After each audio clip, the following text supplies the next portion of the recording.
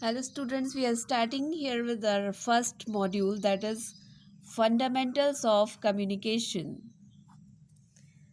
In this unit we will cover communication, its definition, its nature, its origin, scope, features and process. So before starting all these topics we will start with the word communication and its origin. The origin of the word communication is from the Latin word communicare.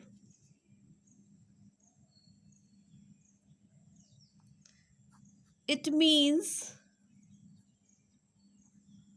to share.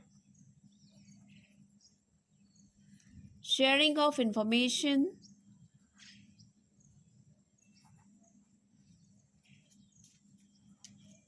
ideas, suggestions, advice,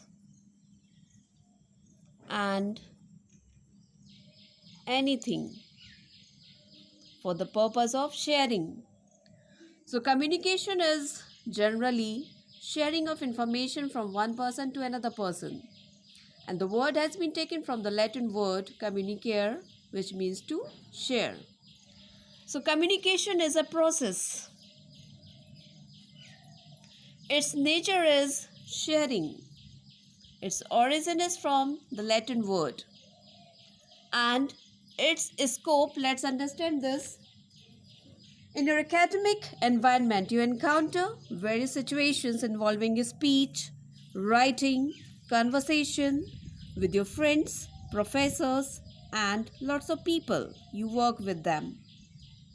When you talk up a profession, after completing your studies, you will have to interact with your superiors and subordinates. Conversing with them face to face or over the telephone, and read and write emails, letters, reports, proposals. You need to write down and you need to conversate with them perfectly. So let's understand its process. The process of communication. It requires sender, message,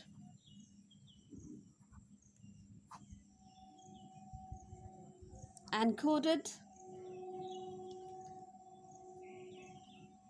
sent message, receiver,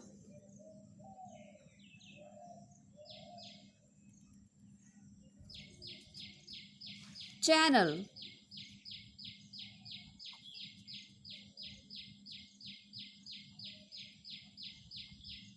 received message, message decoded,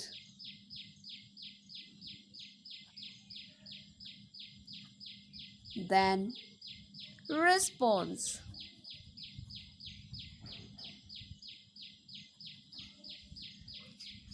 So students, you are noticing one thing, that in this process of communication we require a sender, a message, a receiver, a channel, and response.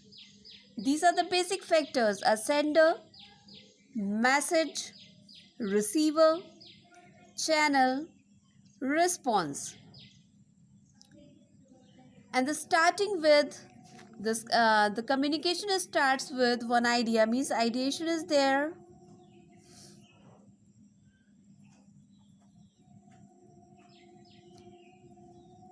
Ideation means coming of ideas into the mind of the sender, and then he encodes it. Encodes means converting your ideas into words, and these words are sent through some channel. This channel may be your cell phone, this channel may be a boat, this channel may be anything, a text, a boat, a paper, a slide. Yes, and this message is received by the receiver. And this message goes to the receiver through some codes into his mind, and then he decodes it into his own words, into his own language. And on the basis of his understanding, he gives a response. So this response is also known as a feedback. Feedback, a reply. So the percentage of this reply will be given according to the understanding level of the receiver, and it makes this process complete. So your communication process will be completed only if the sender is getting the reply from the receiver. We can also draw this diagram in this way, in a circular way, like there is a sender having a message and a channel,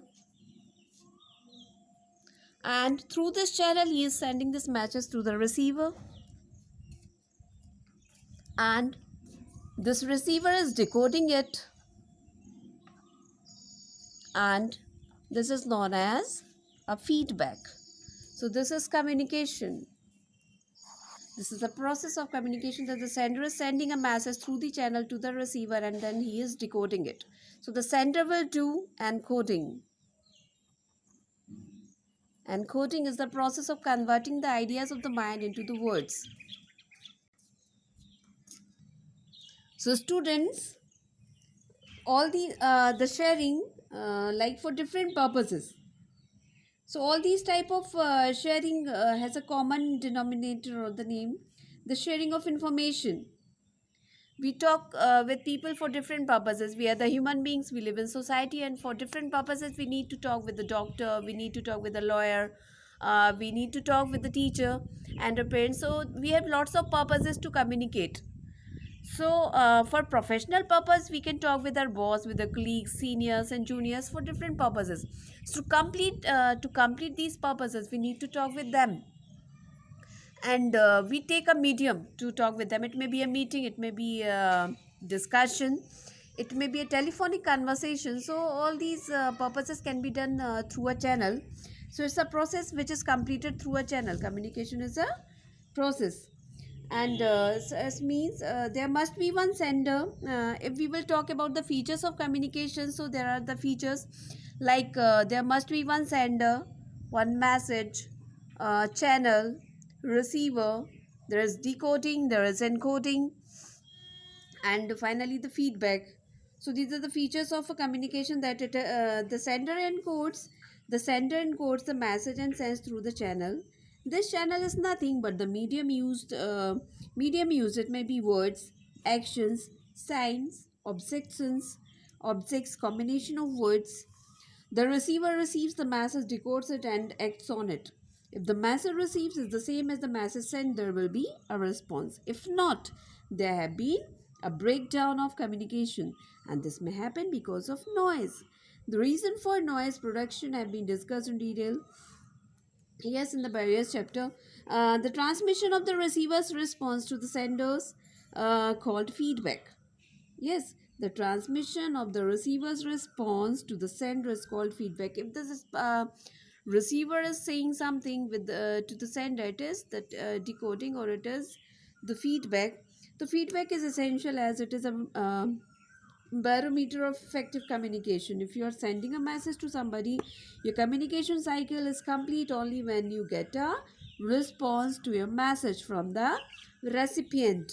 Otherwise, you need to resend the message. Of course, even if you receive a response, it may or may not be the one who had expected. But once you receive some response, you know that you have communicated your message to the other party successfully. For example, you put a notice asking of your the members of your student council to attend a meeting on a specific date at a particular time at the location mentioned. Okay, on the day of the meeting, you find that some of them have come while the others have not turned up. In this case, you have obtained both positive and negative responses to your message, so you need to resend it. Students, after understanding this definition, process, and nature of communication, you need to understand it. What are the types of communication and how many forms we generally communicate? So there are two types of communication, two forms of communication. There is technical communication and general communication.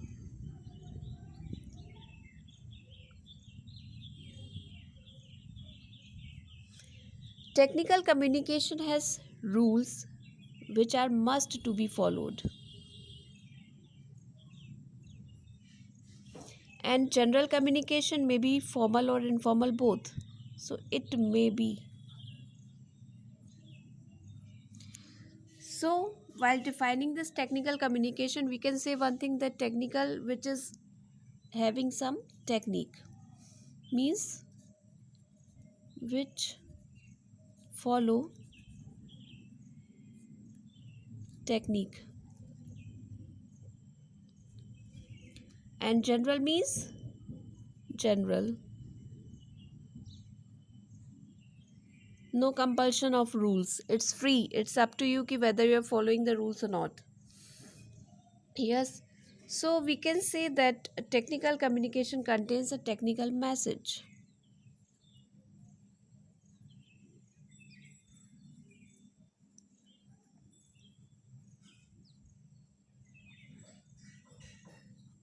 It contains a technical message and it is mostly formal.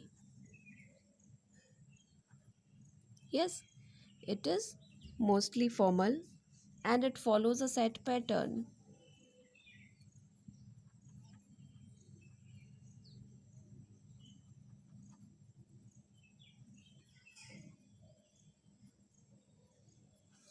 It follows a set pattern and it may be both oral and written.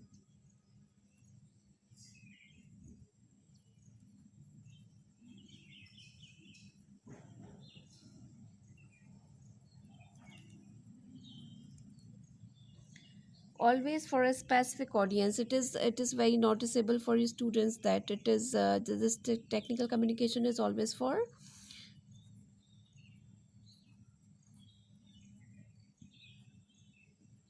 a specific audience, and frequently involves jargon, graphics, etc.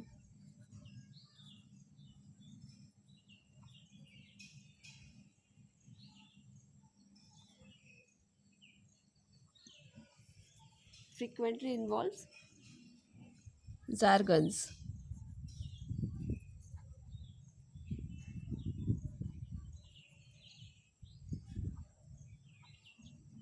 graphics, etc. So students, technical communication contains technical message, and on the other side a general communication contains a general message, contains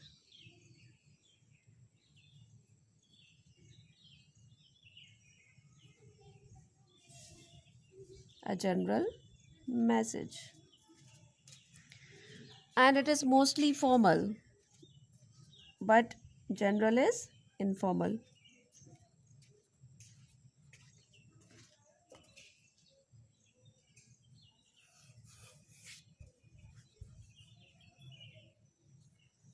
So informal in style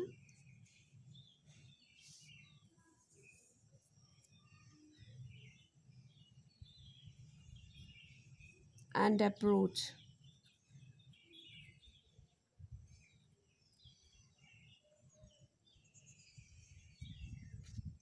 If we are talking here that it always follows a set pattern, okay, so there is no set pattern,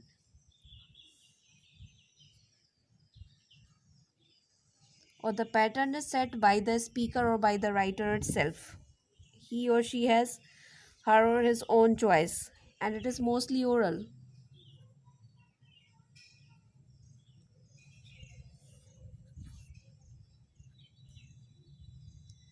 and it is not always for a specific audience.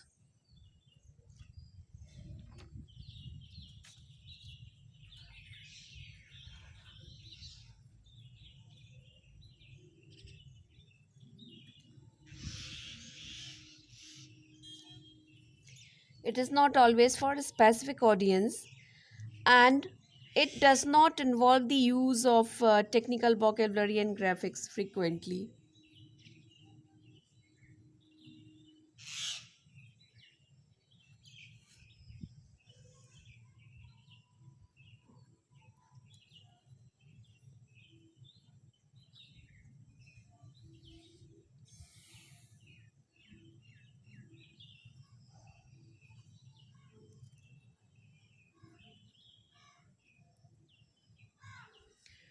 So these are the very common differences between technical and general communication, that it contains a technical communication but it has a general. It is mostly formal, but its formality depends upon the reader or a speaker or writer. It may be formal or informal both. And it follows a set pattern. Technical communication follows a set pattern. It has a set of rules, but there is no set pattern, or if there is a pattern, it is dependent upon the user. It is both oral and written, but general communication is mostly oral. It always for a specific audience, but it is not always for a specific audience, and it frequently involves jargons and graphics and technical vocabulary. But on the other hand, general communication use very simple words, or the words are dependent on the user, so it does not involve the use of technical vocabulary or graphics, etc. There are some other differences we can discuss here. The technical communication is direct, it may be indirect.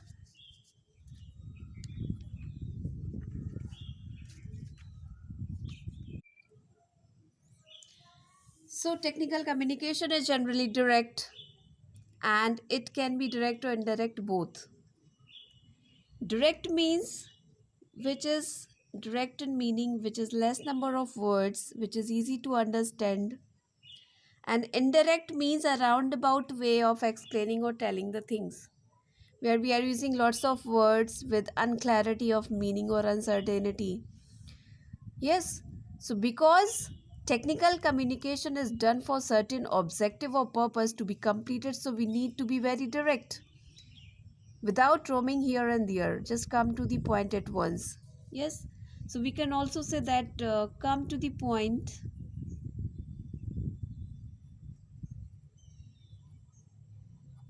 at once, turant. Yes, indirect. It may have or follow a roundabout way.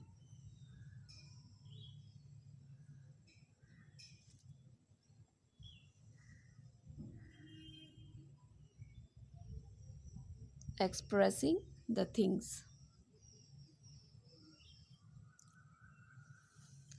It is always in active voice, and it may be in passive.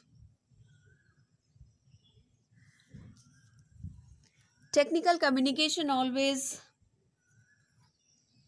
factual, means fact based, and it is maybe fanciful, imaginative.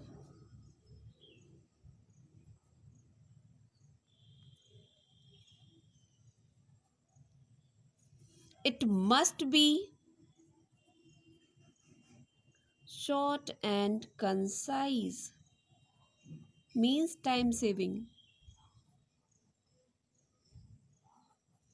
It may be long,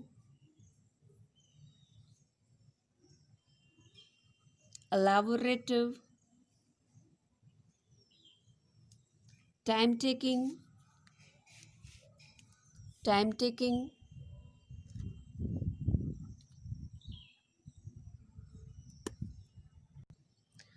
So students, here you are seeing the differences between general and technical communication. General communication is for the purpose when we talk with our friends, relatives, family members, where we feel free to talk in our own way. We can use our own style, our own pattern, our format. Yes, there is no compulsion to follow a set pattern of rules. But If we will talk about a professional communication, which is quite technical communication, which is technical, we need to follow certain rules and techniques, and because it contains a technical message, it is formal, it follows a set pattern, it is both oral and written, always for a specific audience. This point is noticeable here. We will discuss in detail this point, oral and written, and frequently involves jargons and graphics, because we need to give examples to clarify the topic and conversation. It is direct, means come to the point at once. Active voice means it's very short and concise. It's factual, fact based. It must have the objectivity.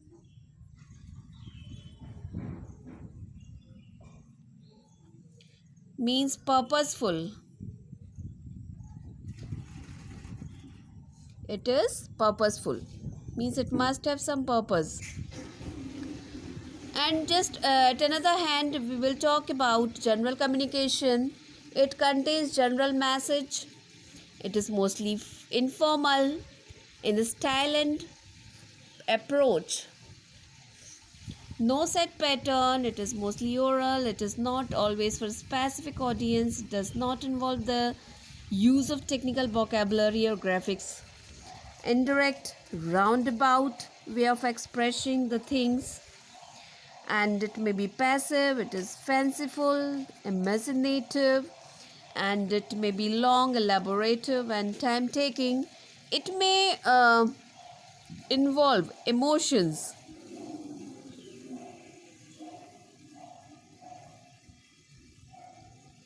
It may involve emotions, but it can't have any emotion. It's quite direct, simple, easy. So these are the differences, and now we will understand the difference between oral and written communication.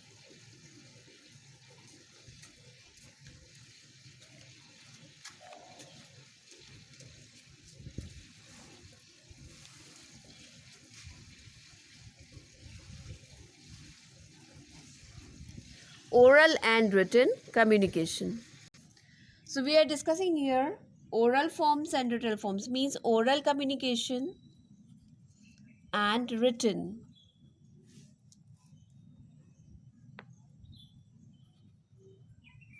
Oral and written communication. It means when we use words,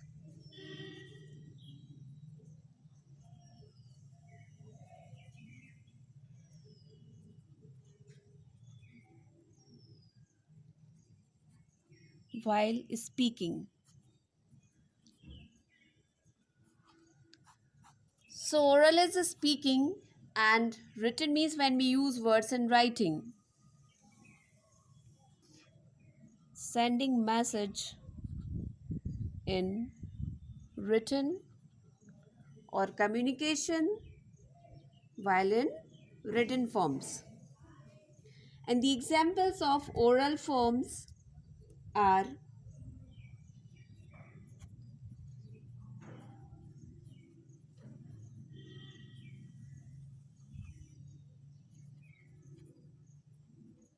face-to-face conversations, telephone conversations,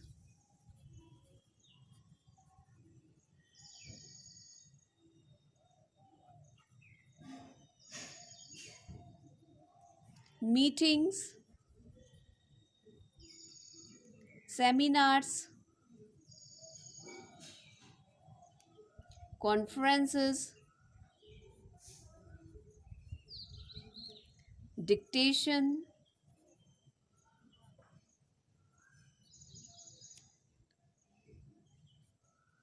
instructions, presentations,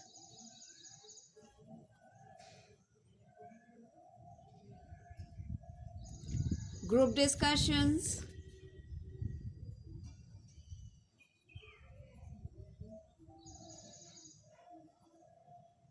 interviews, employment or process interviews, video conferencing,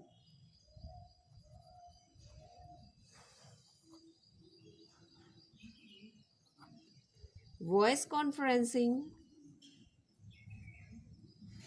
etc. So, students, in oral communication, we can include these examples: face to face conversations, telephonic conversations, meetings, seminars, conferences, dictation, instructions, presentations, group discussions, interviews, video conferences, and voice conferencing, etc. And we will talk about written communication. So, there are written forms of communication like we use in our professional or technical life, like memos, letters, emails, faxes, notices, circulars, newsletters, reports, proposals, research papers,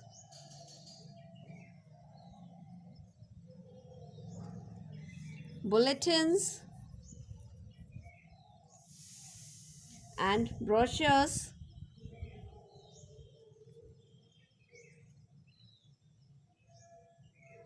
manuals, and in-house journals. So this is the difference between oral and written communication, that in written communication we write down the things, and oral communication we just converse it, we can listen to one and all. And when we are not listening, it means we are reading. It is written forms of these are the written forms of communication. These written forms are more authentic because we can't change them, we can faith on them, we can believe on them, because anytime you repeat it, this will give you the same message. But in oral communication, you can't repeat the same message. So the number of times you repeat the message, it will have different message, it will have some difference, like some addition or reduction of the word, it can change the meaning also. So written is more authentic, and oral is oral when you listen the message. Yes.